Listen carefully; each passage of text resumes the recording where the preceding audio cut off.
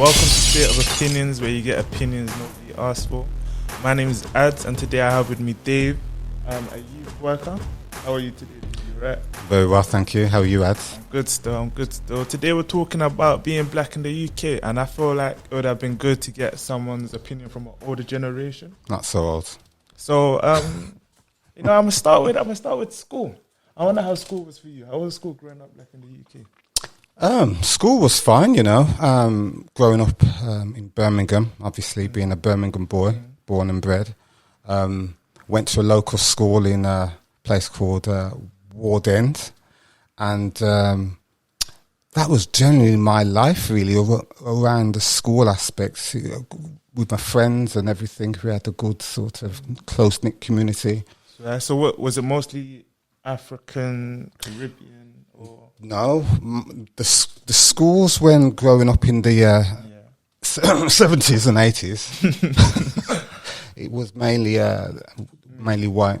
Yeah. So obviously we've moved on from racial tensions, so to speak, nowadays. But how was issues with racism back then in a school context? I think it was something which was in school. It was a bit of a light touch. I honestly say that during my school life, because my escapism was sports, was football. I absolutely love football. Okay. And growing up, if you was part of a team, and if you was pretty good, then it was almost as if you're kind of untouchable. So it was like sports was my thing. And that's what I really excelled in, and that's what I really enjoyed, and that's what I really wanted to pursue my career in. And plus being part of that community, you had your friendship groups with your sports team, your sports colleagues. It was mixed. It was black, white, Asian, but in my football team, it was mainly white. There was a few of us who were black, but we very much gelled. We never had no sort of tensions. And if we did, it was more or less settled. It was more or less settled there and then, because I think these are a lot of people who I grew up with. So at the time, we was aware of racial tension. We was aware of these things do exist. And there were certain parts which did touch us, but we sort of didn't use our fist to settle it. We sometimes just used our mouth, and I was that type of person. I wasn't known to be somebody who likes to fight. I didn't like that type of confrontation. I always liked to try and settle it by using my mouth, So if somebody done me wrong, it would be, the fighting would be the last resort. Yeah, and it rarely happened, if I'm being honest. Rarely happened. I think one of the things which was my sort of go-to was that I was brought up in church. And so, obviously you have that, you shouldn't fight, you shouldn't sort of disrespect people. And those are the sorts of things which has really been part of my life, part of growing up. Whether or not I went to church and believed at that time, it was almost something which was ingrained. Try and be good to people, Dave, That was my sort of mantra, just try and be good. Don't settle it by fight, because my dad would find out, my mum would find out, my community would find out, and it wouldn't look good. How was you said you haven't had any fight? Yeah, it hadn't happened often. But when you get in trouble, how was it going back home? Because I know for me personally, it was scary. But yeah, how was it for you? Well, most of the time, my dad and mum didn't know about it. Swear? Yeah, most of the time they didn't know about it, because I was always that guy in the school who, it won't be Dave. Dave. Even if somebody was, I remember having a fight in school, right, in front of the teacher. And I never got in trouble. And this was a white guy, Wow. Yeah, this was a white guy. I remember having a fight in front of the teacher, and the guy must have called me, Dave, you prat. I mean, are you calling a prat with your bad breath? And I must have said something like that to him. And then he must have grabbed me by my head. And by that time I was wondering, what is this dude doing to me? And my hands just went somewhere. Next minute, he was released, and he had a big black eye. Wow. And I looked at him, and I went, "Oh my gosh, I'm out of school. This is it. It's done." Wow. And then the teacher just said, "Dave, it's fine." The guy got sorted because it was Did him. you seen this? Yeah. So it was. Even at that young age, God was always watching over me. He was always watching over me. So yeah, so a lot of the things didn't really get back home. You know, my mum and dad, they didn't have to deal with any police matters regarding myself. People come in saying, "I want to sort out your son." Never had it. You know what I mean? Because it was really just really down to me as a person, and that was, I just don't like fighting. I understand. You know what I mean? I always was a people person, and I think if I can do good to people, then hopefully there'll be a return, you know. But yeah, it rarely happened. In fact, it didn't happen. My dad didn't have to say, "I heard about this." I'm sorry to shatter your illusion. No, it's peak because, you know, like, if I'm thinking about the things that I've been through when I've been in trouble, it's just like, yikes. Yeah. I want to talk to you about like friendship groups. Like, how was it finding friends, or did you ever have to move schools, change friends, find new friends? I didn't have to move schools, you know. I stayed in my school. I had it good. Didn't have nothing on my record at school. I didn't have a report. Didn't have anything going back to my mum or dad. You know, I tell you. I had good friendship groups who are still friends with now. It was a good, solid circle because I had my football friends, you know, because I had my football friendship group, I had my Sunday league football group, I had my county football group, and then I had, when I was at Birmingham City, when I was with the youth team, I had that football group. So my life, no lie, was, from those early years, it was just pure football and church, and not necessarily in that order. It was just football and church. No girls. No girls. So what was that, like, primary and secondary? Primary, junior, secondary school. School. So how was, like, the transition into sixth form or college or university where you have more freedom? Wow.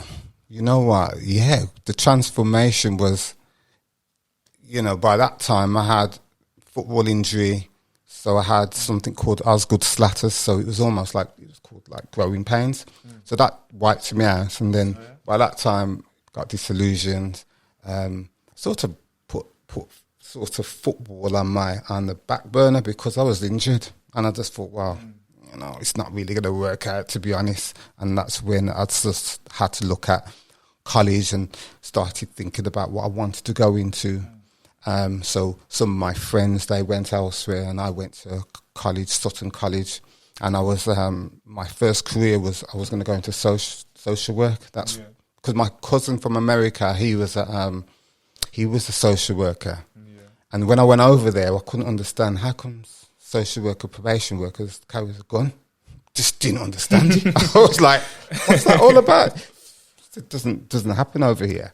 So that was my sort of go-to. I was going to go into social work. And really, a lot of people in my course at the time were mainly a lot of females, really.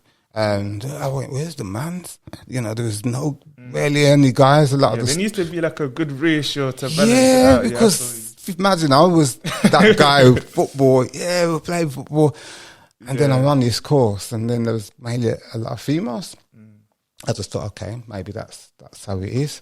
But I built up a lot of friendship groups in college as well, because you got to hang around in the common room, and then you sort of flex your muscles, because one of the things, as I said, I love sport, very competitive, table tennis and table football. So if anybody wanted to come and test, then I'll give them I wouldn't always win, because there were some really good, strong table tennis players there and table football players there. But because I was away from cards, I didn't play cards. So I only learned how to play, I think it was, name some card games. Blackjack. I only learned to play that last year. Yeah, I was never cards. I was just thinking, that's dead, I can't play cards. But yeah, those were my friendship groups, and you know, some of those guys I am still in contact with. But it was a good experience. I loved college. That's nice. I love the way men always makes friends through sports. Oh, man. You know what? If you ever need a friend and you see another man, you just talk about sports. Talk about, 9 times out of 10. Yeah, man. It's fun, and you know, I've got a family, and you know, I've got all girls, so you know, they know what I'm like. I just love to watch a lot of football. You know, Manchester United. Don't hate, please.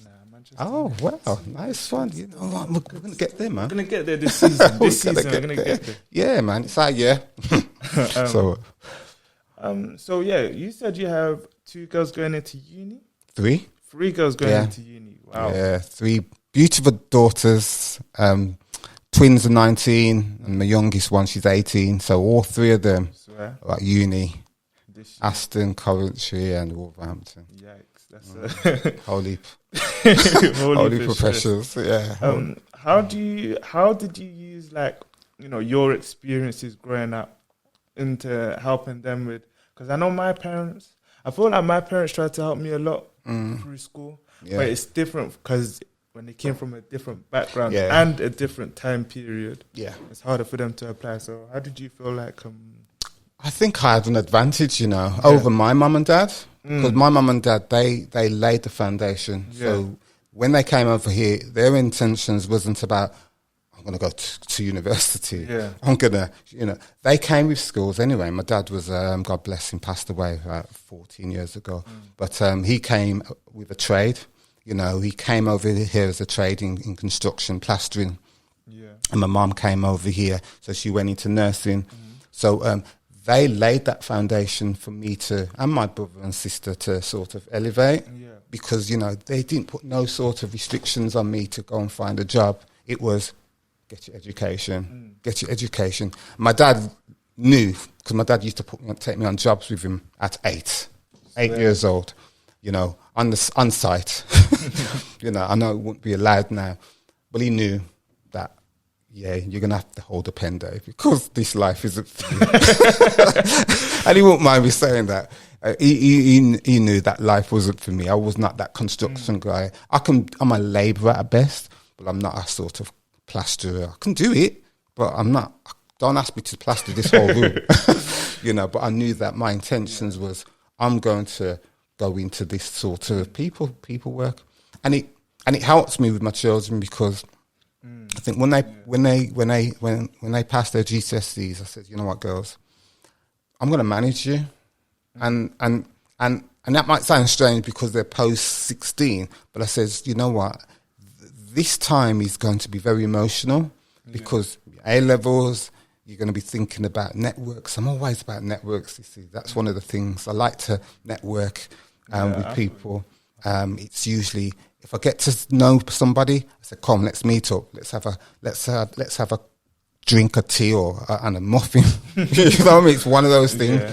We have that social element over a meal or something like that. And that's what I've done with my girls. From year 7, we went out and said, "Right, let's talk about your future plans." And they were like, "What are you talking about, man?" I said, "I just want to get through life." But you're talking about, you know, what I want to do with my life. But I had to get that in them at a young age. And because my daughter always said, "Dad, you're a bit of a social butterfly." And I says, "Yes, because I know that just by passing your degree, it doesn't mean that you have the keys to the kingdom of heaven. It means that you've got to start your good hustle.